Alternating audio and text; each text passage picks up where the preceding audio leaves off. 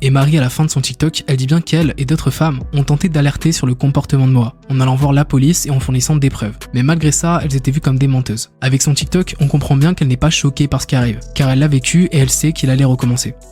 Enfin, dernier petit truc qui m'indigne un petit peu, parce que dans un sens, je suis très contente que les voisins portent plainte et qu'ils soient entendus et reconnus et qu'on voit enfin quelle personne est ce personnage. Mais par contre, je comprends pas pourquoi quand nous, on a porté plainte à l'époque en apportant des preuves et en ayant vraiment quelque chose de lourd à montrer, bah, on était des menteuses. J'ai l'impression qu'en fait, on écoute les voisins parce que ce sont des hommes. Et en plus, j'ai entendu un voisin dans une vidéo dire oui, j'ai parlé à sa compagne et je lui ai dit qu'il fallait qu'il arrête de menacer.